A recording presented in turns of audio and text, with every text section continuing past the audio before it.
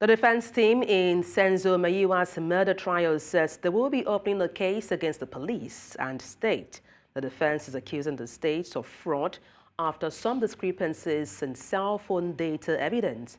Defense counsel for accused number 3, Charles Mnisi, poked holes in the state's case, said evidence showed that one of the accused, Mthobisi Carlos, was in Johannesburg's Central Business District when the former Bafana captain was fatally shot.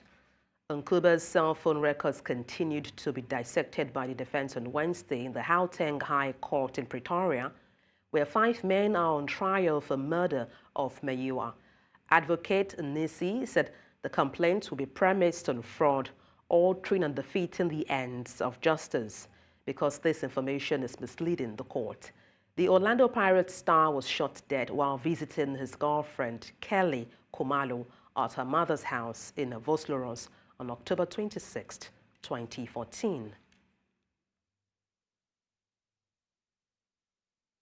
And to dissect this, I am joined by attorney with the University of Johannesburg's Law Clinic, and that's Elton Hart.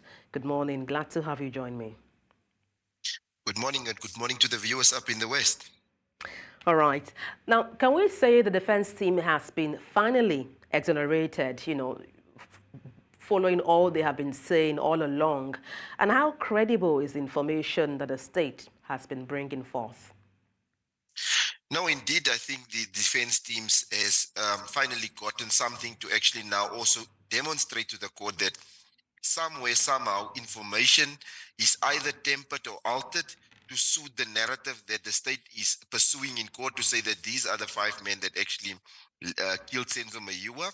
And obviously also it became apparent because Vodacom, Pinky Weitlingham, was giving evidence that was in a PDF format, and the state presented it also in an Excel sheet, but the Excel sheet had missing entries. Now that, for me, it means that you have tempered with the evidence that was provided by the expert. And that already, if there's tampering with evidence, then the credibility of that evidence, authenticity, is all in question, and it should not be allowed.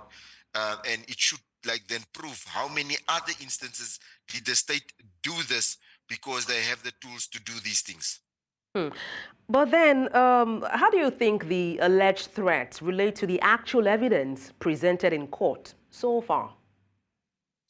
No, and this is not the first instance where tampering and altering of evidence came to light. It was also with the photos that was previously presented, where the photographers came to testify, and there was photos taken of a crime scene, but that was photos that was taken after the crime scene was interfered with some of the people that was in the house.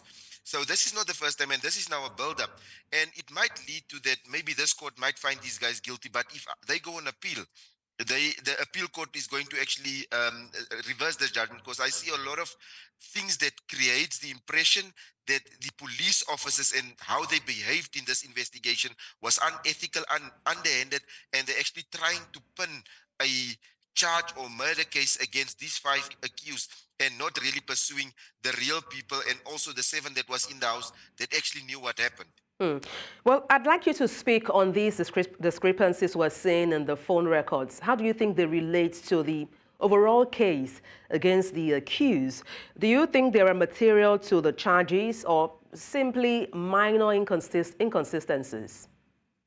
No, it is material to the charges, because this cell phone data, how it was altered in the Excel spreadsheet compared to the PDF documents, and it makes it now more difficult for the state to actually say that the accused was close to the Khumalo house where Senzo Meyiwa was fatally killed. Yes, it put them in close proximity, but also that expert that they called Pinky Weitlingham said also, sometimes if you get one tower congested, the tower will then kick a signal to a further tower. So it is not even conclusive to say that they were as close as she alleged they were. So it creates more doubt and aspersion on the state's case, and it helps the defense teams in actually proving that there's other ways of actually using this data to say, but there is other possibilities that could also have occurred here.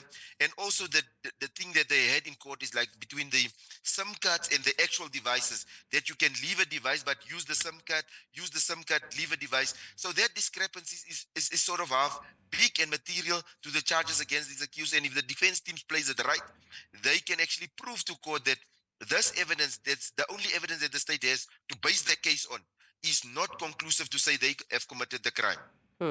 But then, I mean, what are the likely consequences we're looking at for justice if, determined that there was a deliberate attempt to manipulate or even fabricate evidence in this case? No, indeed, if somebody was busy with fabrication of information to try and actually convict, then they should be criminally charged. If it's the prosecutors, if it's the investigating teams, they must be charged, because that leads to defeating the ends of justice, to make sure that people actually get a fair trial. So if it's found that it's either the prosecutors or the investigators that actually fiddled with the information to make it show something that it's not, and purport something that it's not, then it means that they're actually trying at all costs to make sure these guys are found guilty of the crime, a crime that they may have not committed, and that then leads to defeating the ends of justice, and they should be charged. If that is the case, that should be no other way in dealing, because you hold a higher office, higher moral ground, so that you make sure that not every person getting into a criminal court is guilty, but you should give them a fair trial, and the court should then, on the evidence, be placed in a position to make the best and just and equitable decision they can come to. Well, fingers crossed, we'll see how these turn out. Thank you so much for your expertise on the news. Elton Hart, attorney with University of Johannesburg's Law Clinic. Many thanks indeed for your insight. Thank you.